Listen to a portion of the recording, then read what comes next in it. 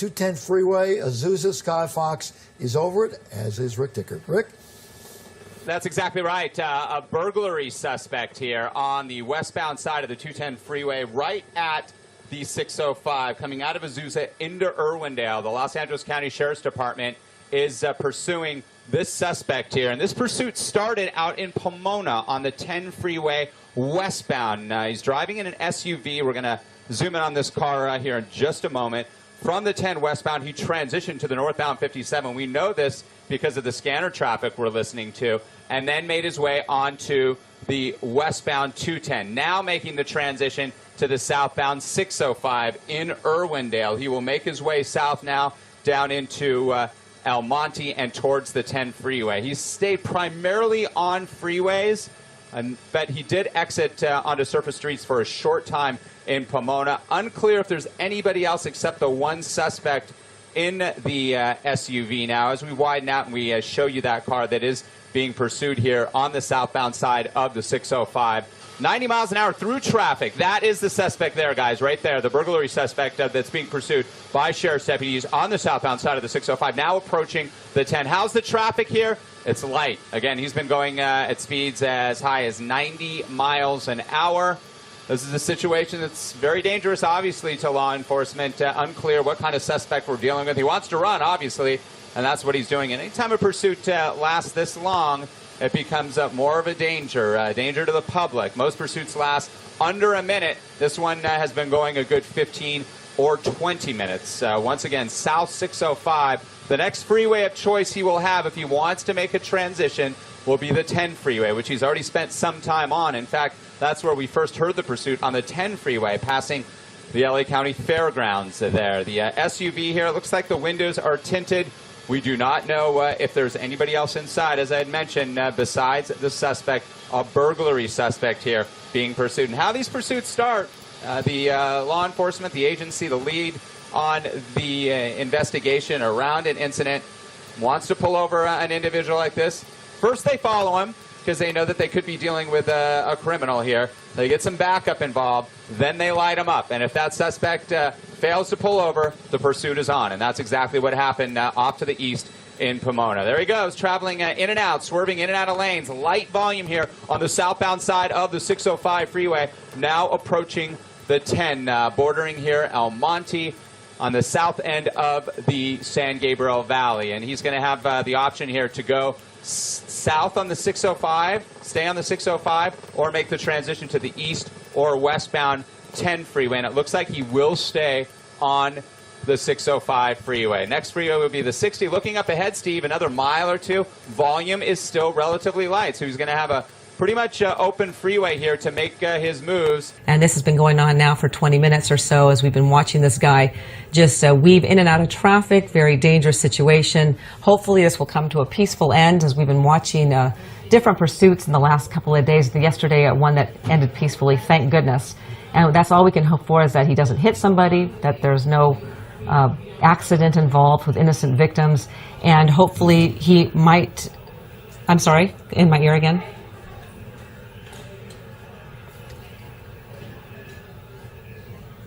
Okay, now we are hearing that he is on Whittier, in Whittier, excuse me, producer, I'm sorry. In Whittier on the 605 freeway, and he has been very fortunate to get such light traffic. Hopefully, he'll run out of gas. These things don't get a lot of gas mileage, so two things can happen. This can go on forever and until he runs out of gas, or he could surrender peacefully, which often happens. Hopefully, he will come to his senses and it'll end peacefully. As I can see sort of into that SUV, it does look like he is alone in that SUV, but it is difficult to tell with the tinted windows. And obviously, they want to keep some sort of safe distance to not aggravate him or antagonize him, because we don't know what type of criminal we are dealing with. But usually what happens is they're not going to pursue somebody like this unless he is indeed wanted for some criminal activity. So he could be a dangerous person, he could be armed. They just want to make sure that they keep track of him and where he goes. And now he's exiting. Maybe you could tell me in my ear, producer, where he's headed.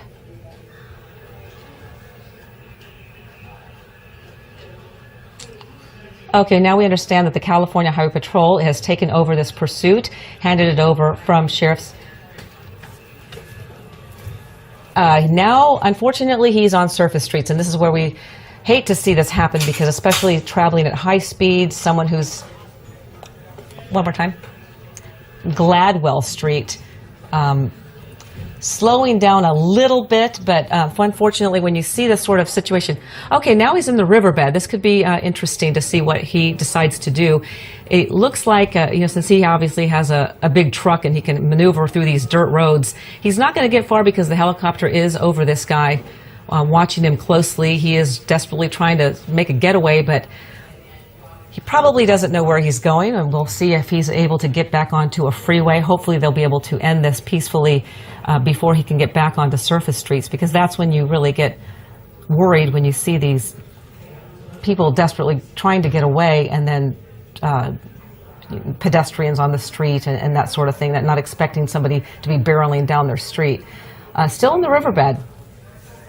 This is the San Gabriel riverbed, and just watching him four-wheel through this area. I don't know if it's four-wheel drive or not. We could get Dave Coons to give me some answers on that one. But he is approaching Dunlap now. Again, this is a burglary suspect, and it started a good 25 minutes ago. He is desperately trying to get away from authorities, but looks like he's in a really sandy area near the train tracks now. And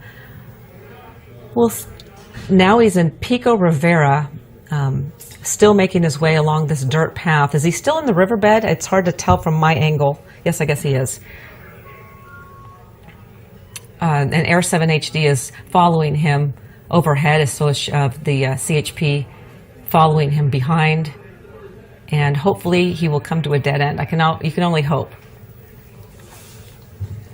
So this started, what time? It is about 12:15, 12:20 it began.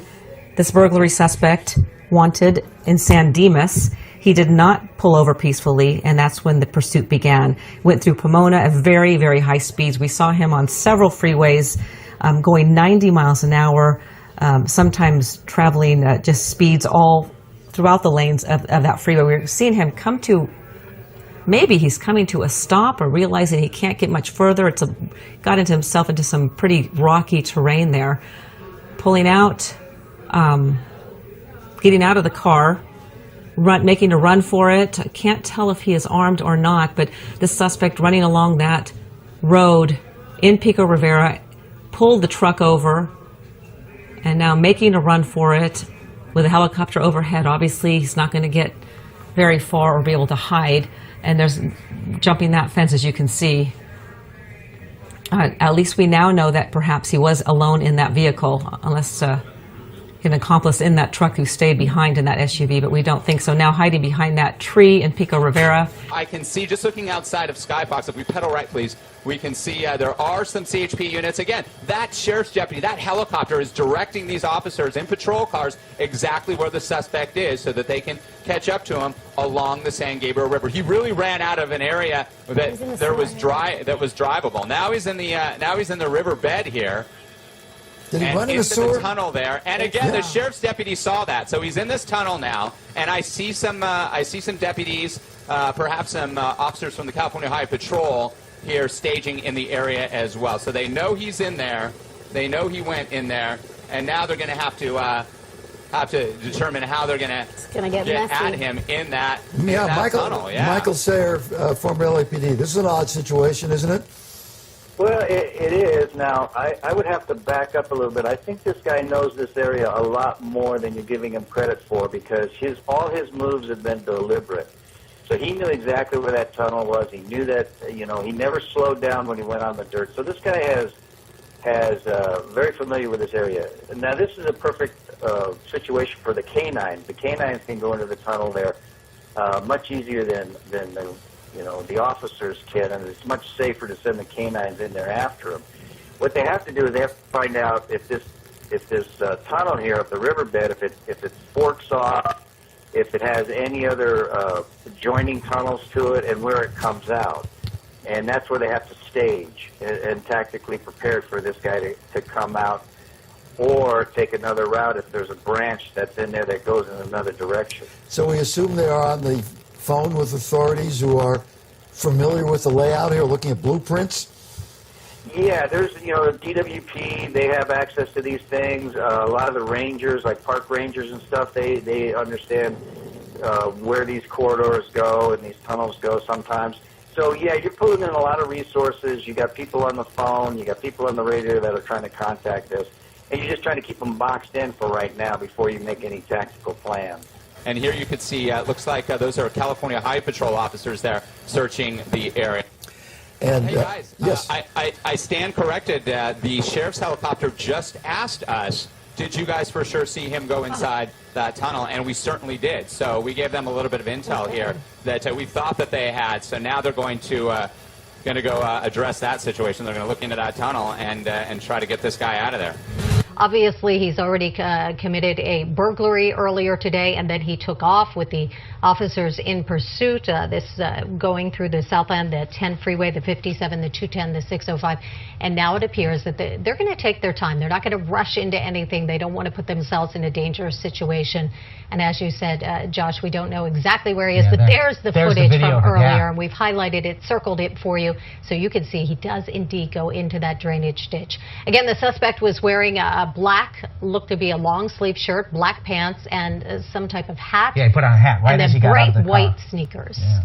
And kudos to... Oh, they are approaching this. Yeah, they're going right into it. Again, normally a very dangerous situation, and they of course know where the end of that storm drain is. So they believe that they can try and get this guy. All right, they're going to try and communicate with him and try and talk him out of there without any violence. Again, the pursuit, end of the pursuit in Whittier along a riverbed. The suspect ran into that drainage ditch. Neighbors worried he could pop up at any moment through a manhole cover. Starting in Diamond Bar just before 12:30 this afternoon, the driver speeding and weaving through traffic on the 10, 57, 210, and 605 freeways, then going off-road near Santa Fe Springs, where the driver then jumped out. NBC4's Kathy Vara is live in nearby Whittier, where they've spent a lot of time this afternoon looking for that driver. Kathy, any luck? No, not so far. A lot of manpower and a lot of people in this neighborhood watching with concern as the sheriff's department went manhole to manhole searching for that suspect with guns drawn. He's been on the run all afternoon. CHP taking over this pursuit. News Chopper 4 was over the freeway pursuit that started in Diamond Bar and turned into an off-road chase by the railroad tracks in the San Gabriel riverbed in Pico Rivera. So this guy is now doing anything he can to get away from law enforcement officials. The driver jumped from the SUV, scaled a fence, and quickly disappeared into the brush. They try to find bushes and think that they can hide in this type of terrain. Deputies working with the Department of Water and Power plotted a possible course the man could have taken if he entered a series of narrow tunnels by the riverbed, opening the bolted manholes with guns drawn.